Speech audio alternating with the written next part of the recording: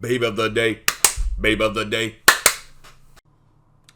Serinda Swan. This week I'm spotlighting the Women of Reacher. If you haven't seen it, Reacher is an awesome action series on Amazon Prime. But if you're like me, you buy the DVDs because DVDs are awesome and better than streaming. I'd like to thank Anthony for making the suggestion. If you know a babe I should spotlight, and she can be anyone, put it in the comments below. Serinda Swan played Carla Dixon in Season 2 of the Reacher series. It is just one of many interesting roles she's played over the years. Come back Wednesday for Willa Fitzgerald, Reacher's leading lady of Season 1. This video's riddle. Serinda Swan was a goddess and a superheroine twice over. That wasn't enough for her, though, so she became two legendary Hollywood actresses. Does Serinda have a split personality? Am I speaking gibble gabble? Afraid not. Everything I've said is perfectly true. Watch on. First of all, yes, Serinda Swan is her real name. It's so awesome. The first time I saw her was in a god-awful TV movie from 2008 called Loch Ness Terror. I wanted to like it. After all, I always liked the legend of the Loch Ness Monster. There have been a lot of other shows made about the Loch Ness Monster, factual or fictional, and I've seen a lot of good ones. Loch Ness Terror, however, is just dreck. But there was one standout in the whole movie, and I had to look her up in the credits. Serinda Swan. And her character gets eaten by the monster. What the chuck? I realized, though, that Serinda had a better career ahead of her, and I was right. She went on to play some larger-than-life characters and appeared in some pretty popular TV shows and interesting movies. Born and raised in Canada, Serinda naturally gravitated to show business. Her parents were actors, with her father running a number of acting companies. Serinda got into things quite early, and at the age of 5, she had a small part in the comedy film Cousins, starring Ted Danson of Cheers fame. It wasn't much of an acting part, and Serinda doesn't consider it her first role, since she didn't officially start her career until her 20s. Her mom played Isabella Rossellini's sister. The director let Serinda and her sister be extras in the movie. After this, though, Serinda dropped out of acting for quite a while. Around the age of 10 is when she took a definite interest in acting as a profession. She had a rocky start. Serinda was naturally athletic and, at that time, was in gymnastics. She was muscular and her hair was cut short. Casting directors told her she didn't look like a little girl and would never get acting work.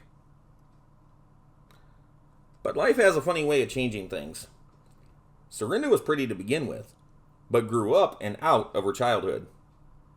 Her dreams of being a child actress were crushed, and Serinda just thought she'd never make it. One day, while working in a restaurant, an agent discovered her and asked if she had ever thought of acting. Of course Serinda thought of acting, but she just didn't think it was possible. Long story short, the agent became her manager, and is still her manager at the time of this video.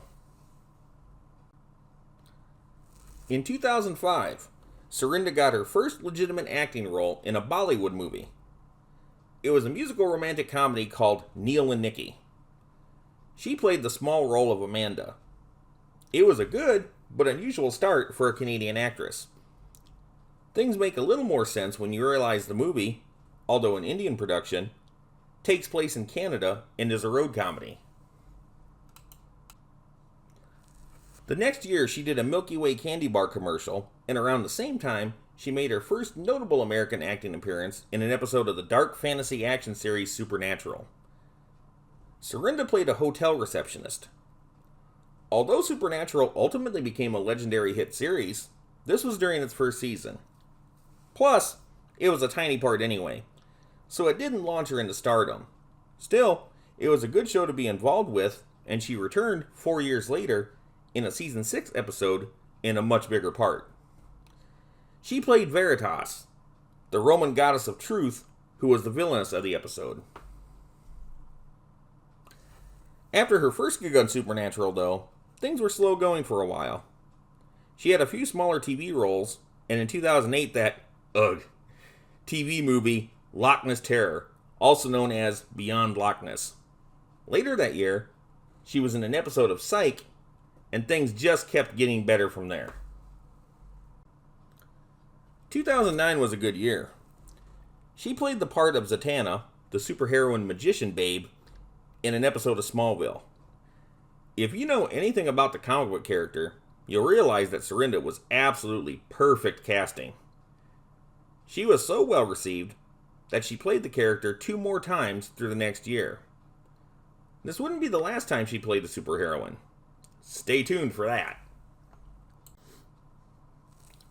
In 2010, Serinda got a part in a major motion picture, Percy Jackson and the Olympians, The Lightning Thief. This is a good movie anyway. Watch it.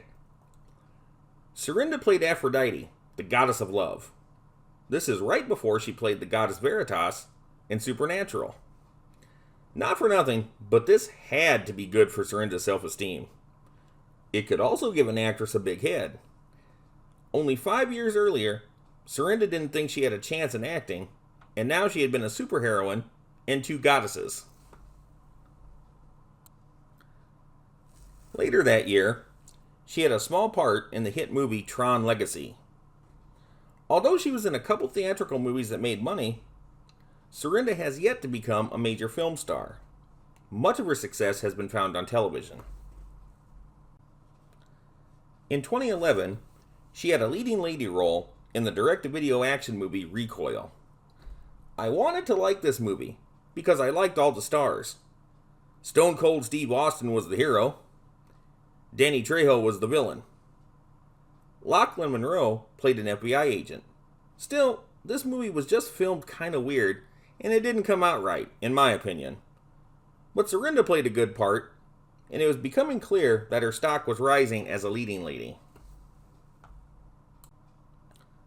Later that year, she was the leading lady again in a monster movie called Creature. This was a good movie, and I'm happy to say that her character lives through it. Since the monster is called Lockjaw, I'm surprised the title for this film is so generic, but don't let that fool you. It's an interesting monster story with good acting and a satisfying ending. 2011, as it turns out, was another great year for Serinda. Besides achieving leading lady status, she got her first regular role in an action TV series called Breakout Kings on the A&E channel. It ran for 2 seasons, and she was in all but 1 episode. In it, she played a bounty hunter with exceptional fighting skill. This role established Serinda as a woman of action, and since then she has played a lot of hard-hitting crime fighters. In 2013, she got her next regular role in the action series Graceland, where she played a DEA agent in all but 1 episode. It ran through 2015. Work was steady for Serinda, and she added some impressive acting credits to her name over the next few years. She had a 4-episode stint on Chicago Fire, and did 6 episodes of Dwayne Johnson's football drama series Ballers. She played legendary actress Anne Bancroft in the TV series Feud, and the leading lady of Zira in the offbeat sci-fi fantasy film The Veil, all by 2017. 2017 was also special for the fact that she played another superheroine in the TV series Marvel's Inhumans. Serinda played Medusa, the queen of the Inhumans. I have loved the comic book character since early childhood. Medusa has extremely long, red hair that she can control to do anything. Every strand of her beautiful hair is like an arm. The series is notable for its extremely short run of just 8 episodes, and for being one of the first Marvel TV shows, since the hot streak of live-action superheroes began in the 2000s, to flop. For her part, I think Serinda really looked and acted the part of Medusa. I don't even think it's a bad show. What do I think went wrong with it? A couple of things. First of all, superhero fatigue. I have been a lifelong fan of superheroes, but seriously, people, it's been too darn much with all the superhero movies and TV shows. I like a good superhero show, just not 90 of them in a row. So many live action shows have been made of superheroes that they are taking lesser celebrated characters, like the Inhumans, and trying to make them go over like Batman or the Avengers. Second, the Inhumans were supporting characters of the Fantastic Four. Marvel has really butchered the Fantastic Four in movies, rebooting them over and over, but at this time, there was no Fantastic Four movie for the Inhumans to bounce off of. The 2015 film was a bomb, and not part of the shared Marvel Cinematic Universe anyway. It's the same reason why movies like Morbius and Kraven the Hunter didn't go over. They should have been introduced in a Spider-Man movie first, and the Inhumans should have been introduced in a Fantastic Four project. Marvel movies try to force a phenomenon, rather than letting it happen naturally. That's why the Inhumans didn't go over with the masses. Still, I think Serinda did a good job as a sexy, interesting superheroine character, once again, and she should be proud of it. And it certainly didn't hold her career back. In 2019, Serinda became the lead of a crime drama series called Coroner. It ran for 4 seasons on the CBC in Canada.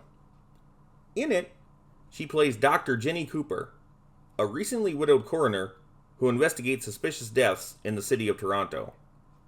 It is based on the book series of the same name. The show only ended because, in 2022, Serinda decided to leave the series. Coroner was obviously successful in Canada, given its long run, but I'm surprised it isn't better known in America or more talked about. Still, it's a solid show, and Serinda deserves to be commended on it. In 2022, she played another legendary Hollywood actress, Elizabeth Taylor, in the biographical Korean War movie Devotion.